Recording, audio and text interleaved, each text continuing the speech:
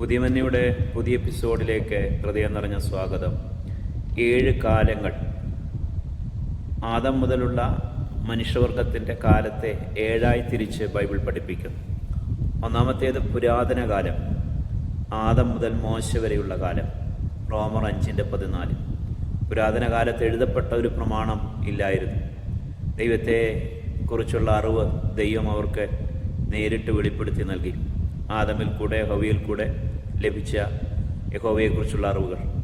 പിന്നത്തേതിൽ ഹാനോക്കിൽ കൂടെ, നോഹയിൽ കൂടെ, ഏനോശിൽ കൂടെ പൂർവ്വപിതാക്കന്മാരായിരിക്കുന്ന അബ്രഹാം, ഇസ്ഹാക്ക്, യാക്കോബ്, യോസഫ്, ഇവരിൽ കൂടെ ഒക്കെ യഹോവയെക്കുറിച്ചുള്ള അറിവ്, വെളിപ്പാട് ദൈവം തന്നെ ജനത്തിന് കൈമാറിയിരുന്നു. ദൈവത്തെ അറിയുവാൻ ആഗ്രഹിച്ച ഏതൊരു വ്യക്തിക്കും ദൈവം ദർശനത്തിൽ, സ്വപ്നത്തിലൊക്കെ അന്ന് വെളിപ്പെട്ടിരുന്നു. അതുകൊണ്ട് സത്യദൈവത്തെ അറിയുവാൻ ആഗ്രഹിച്ചവർക്കൊക്കെ അന്ന് ദൈവത്തെ അറിയുവാനും അനുഭവിക്കുവാനും ആരാധിക്കുവാനും ആസ്വദിക്കുവാനും കഴിയും.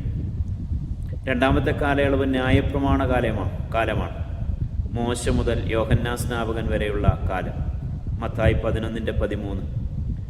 ആ കാലയളവിൽ എഴുതപ്പെട്ട ഒരു പ്രമാണമുണ്ടായിരുന്നു. ദൈവം മോശയിൽ കൂടെ നിയമം ഇസ്രായേൽ ജനത്തിന് എഴുതി നൽകി.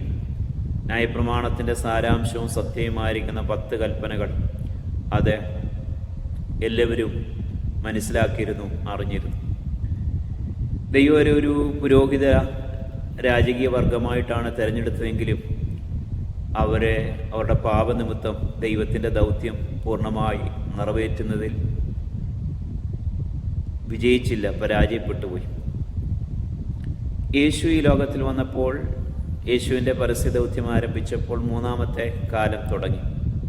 സുപ്രസാദ കാലം. 2 കൊരിന്ത്യർ 6:2.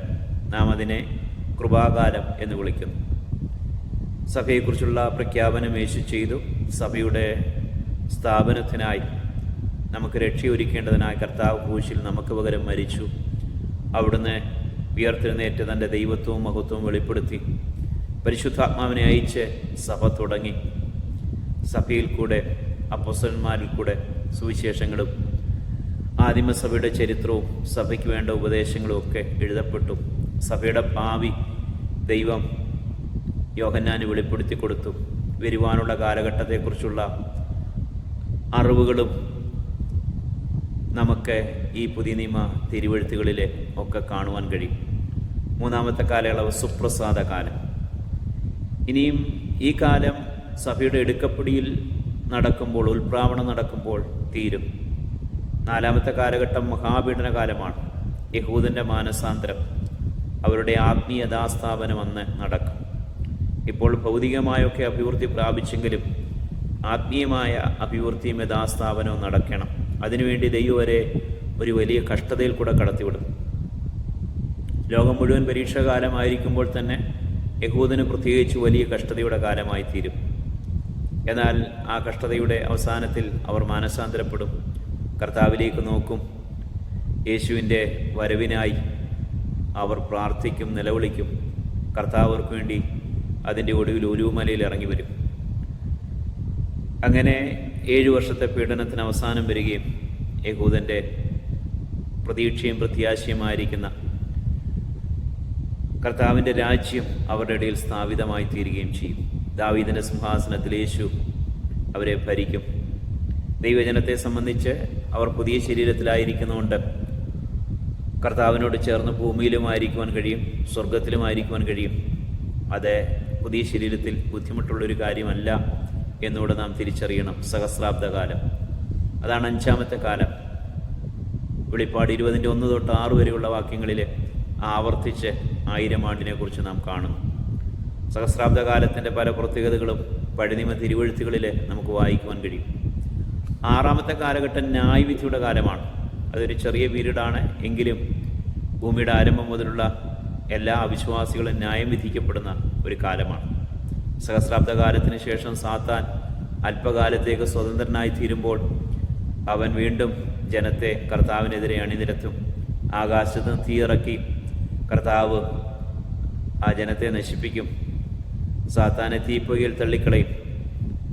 കർത്താവ് വെള്ള സിംഹാസനത്തിലിരുന്ന് എല്ലാവരെയും ന്യായം വിധിക്കും. ജീവോത്സവത്തിൽ പേരെഴുതി കാണാത്ത ഏവനെയും തീപ്പൊയ്യിൽ തള്ളിക്കളയും. ഈ ഭൂമിയും ഈ ആകാശവും ഒക്കെ കത്തിയഴിഞ്ഞ് മാറ്റപ്പെടും. സകലത്തിൻ്റെ മേലൊരു ന്യായവിധിയുടെ കാലം. അതാണ് വെളിപ്പാട് 20:11 തൊട്ട് 15 വരെയുള്ള വാക്യങ്ങൾ നാം കാണുന്നത്.